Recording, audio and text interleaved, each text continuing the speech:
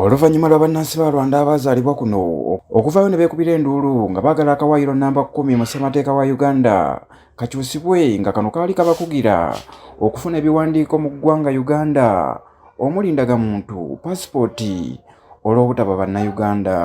Ssaabasajja mu lukiiko lwe yasobola okuliorganizinga Abanyarwanda ne tuba n'omuntu atukiikirira Oweekitiibwa Simon Kayitane.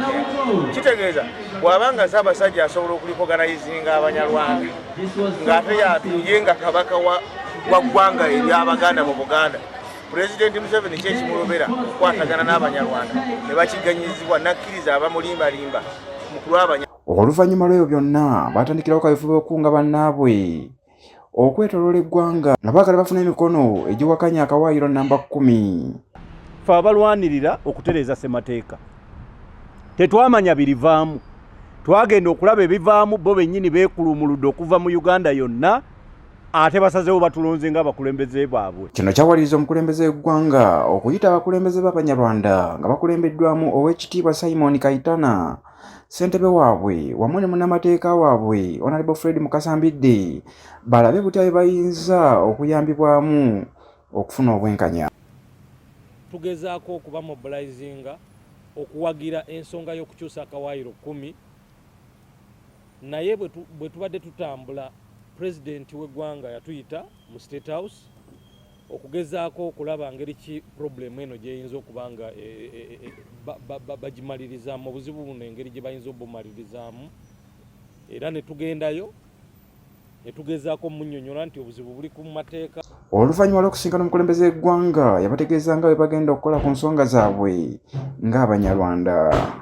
N'agamba Article 10 terina buzibu, ye n'agamba nti agenda kumalawo obuzibu obwo ng'awandiisa ekiwandiiko kye bayita executive order. Era executive order eyo yagiwandiika ne tulowooza nti egenda kuyamba abantu baffe okuba nga basobola okufuna passport n'endagamuntu. Oluvannyuma omukulembeze w'eggwanga yawandiika ekiwandiiko eri abakulu bekikwatako ku nsonga z'ebiwandiiko mu ggwanga omuli aba National ID, passport. Bano kye bagamba nti tekyamatiza bakulu era n'okutuusa kati abantu baabwe tebafuna buweereza mu bitongole ebyo.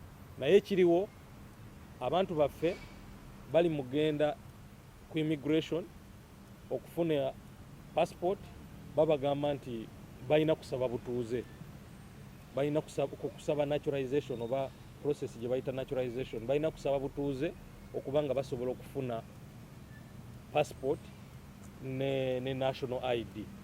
So obuzibu mulaba nti obuzibu bukyaliwo, tewali kintu n'ekimu kyabadde kukyuka.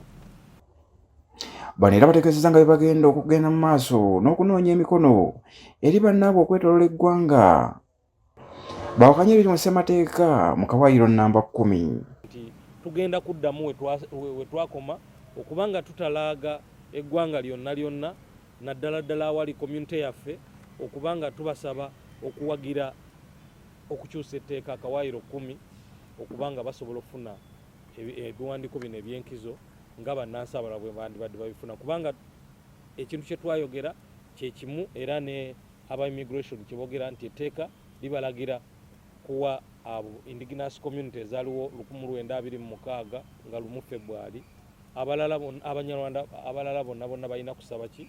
Balina kusaba butuuze, citizenship by naturalization. Mu ngeri y'emu era bategeezezza nga batagenda kuwagira mukulembeze w'eggwanga mu kalulu ka 2026 singa ensonga zaabwe tezikolebweko. Baali bagwa kava ne bafuna national ID ezikyakola kati tebakyaziwaayo, era beetegesa abasinga ozikozesa mu kulonda kuno.